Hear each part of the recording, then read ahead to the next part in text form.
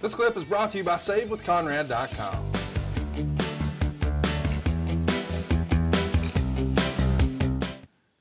Brian Knobbs. What a terrible promo. What do you think he's saying right here? Let me tell you something, Mean Gene. I may look horrible. I may be fat. I may have this big, wide asshole that most people have seen on TV. But tell you what, I am the Cruiserweight Champion. You see this cast? My asshole is so big I can stick this cast right up it and pull out a donut. That's right. And I will tonight take on Bam Bam Bigelow for the hard card title. Because why? Because the winner of the match gets to put the hardcore title right up in my big asshole. As we know, it's gigantic. It's big. You can put a lamp up it. It's true. Hey, yeah, it is. Easily, you know, people always say, who's the biggest asshole in wrestling? You got to go Brian Knobbs. And you're not saying size. Literally, you're saying figuratively. Yeah. What did we just see? We saw a door. That was it. A door. It said keep out. Hey, so the fans. How excited are you to be here on Westwood One? How excited am I to be on Westwood One? Yeah. It's one of the big moments of my life. Let me tell you, when anybody does a podcast, Westwood One is where you want to be. It's the top of the heap in podcasting, right? It is. So that's how excited I am. I feel that we have finally arrived 4 years later. 1, 2, 3, 4, 5 shows on Westwood One now. It's like a CTE network. I love it. And there you see Bam Bam Bigelow sliding some of the nonsensical weapons that you hate so much, like aluminum trash can lids, a couple of, looks like a cookie sheet. And there was a folding chair and the worst hardcore championship ever.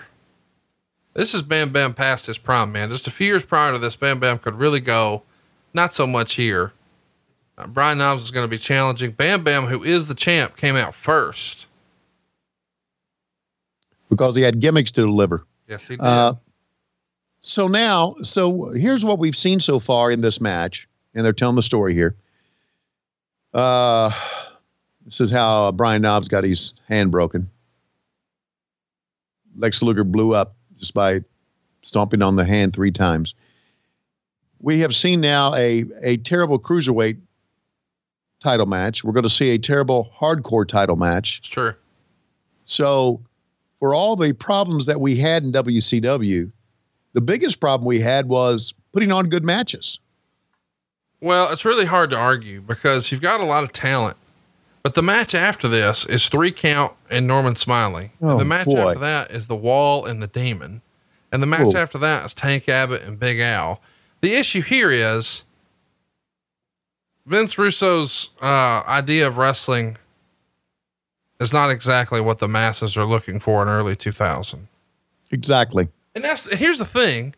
I say that as somebody who absolutely loved what Vince was able to do in the WWF, but whereas he had Vince McMahon as a support system there, now he's got standards and practices and TBS executives.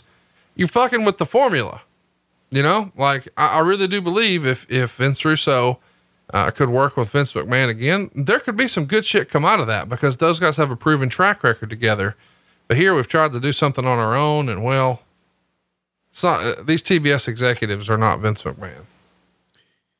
Well, speaking of Vince McMahon, you saw on the WCW.com set, Jeremy Borash, who's now a power player in the WWE, I understand. Power player? Is that the word to describe Borash now? Yeah, I think so. Well, fucking A, good for him. I'll tell you this. He was the hardest working man in TNA for a long time. I can't tell you how many times I attended their events and he was wearing so many hats. Easily one of the hardest working men in the history of professional wrestling.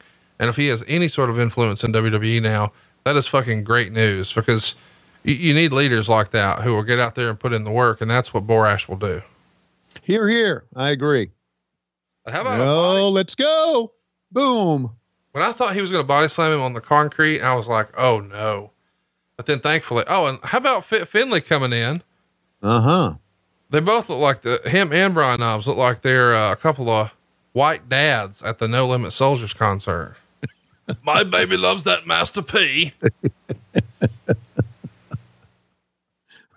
White dads.